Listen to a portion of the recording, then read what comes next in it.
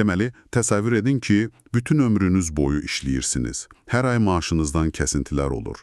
Və hər kəs kimi siz də o 65 yaşın gəlməsini gözləyirsiniz. O çox gözlənilən an. Elədir. Amma çoxunuz yəqin ki bilirsiniz. Sosial şəbəkələrdə bu yaş həddi, yığılan pensiya kapitalı, varislik kimi məsələlər çox ciddi narazılıq yaradır. Bəli, bu barədə çox yazılır.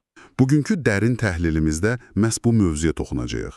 Məqsədimiz əlimizdəki mənbələri, rəsmi rəqəmləri və ekspert rəylərini birləşdirib reallıqdakı o uçurumu görməkdir. Gəlin bunu aydınlaşdıraq.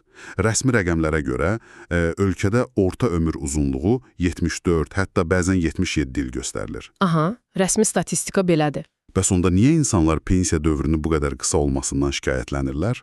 Yəni, əgər həqiqətən belə uzun yaşayırıqsa, bu rəqəmlər reallığı nə dərəcədə əks etdirir? Baxın, çünki o rəqəmlər, yəni o 74, 77, sadəcə çox ümumi bir mənzərədir.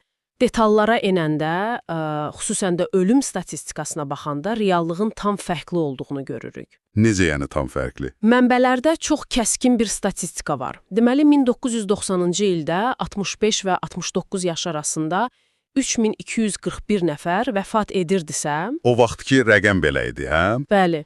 2024-cü ildə bu rəqəm 8471-ə çatıb. 8000-dən çox. Elədir. Yəni, o qədər insan o gözlənilən pensiya dövrünə çatanda cəmi bir neçə ay, uzağı 1-2 il pensiya ala bilir. Yəni, elə bir ki, çox maraqlı bir filmin biletini almışsınız, amma kinoteatra girəndə filmin bitməsinə cəmi 5 dəqiqə qalıb. Tamamilə düzgün bənzətmədir, hə? Deyə çıxır. Aha. Niyə bizdə yaş həddi 65-dir? Hökumət sənədlərində bunu insanların daha uzun yaşaması ilə əsaslandırırlar, amma mənbədəki iqtisadçı Rəşad Həsənovun təhlili tam başqa bir motivi üzə çıxarır. Yəni, əsl səbəb başqadır. Bəli, 2017-ci ildəki qanun dəyişikliyinin əsl məqsədi uzun ömürlülük falan deyildi, yəni sırf xərcləri optimallaşdırmaq idi.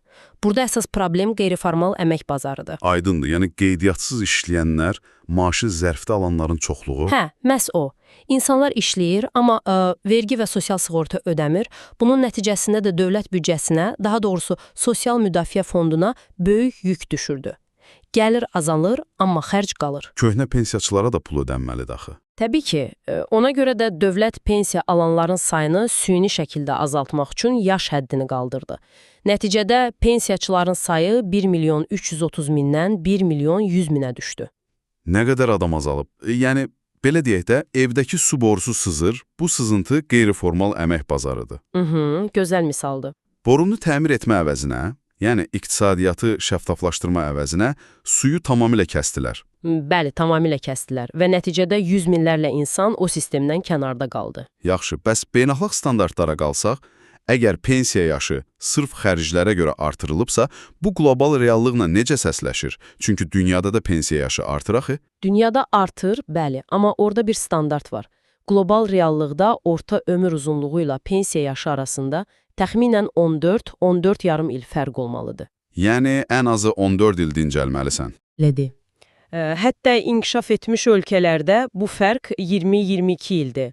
Amma Azərbaycanda ən nikbin rəsmi rəqəmlərlə belə bu fərq ən yaxşı halda cəmi 9 ildir. Cəmi 9 il. O bayaq dediyimiz ölüm statistikasında nəzərə alsaq bəlkə heç o da yoxdur. Təəssüf ki, yoxdur.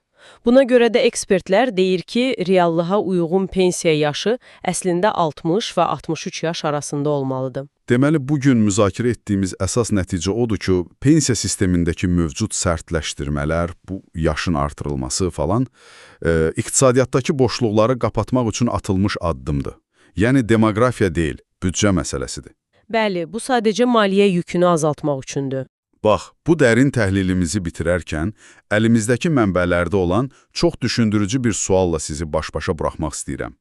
Əgər şərtlər bu qədər sərtdirsə və pensiya müddəti belə qısadırsa, bəzilərinin iddia etdiyi kimi, vətəndaşlar həqiqətən də pensiyaya çıxmaq əvəzinə işləməyə davam etmək istəyirlər. Çox maraqlı sualdır. Yoxsa bu sadəcə sistemin yaratdığı bir illüziyadır? Növbəti dəfəyə qədər bu barədə düşünün. Dinlədiyiniz üçün təşəkkürlər.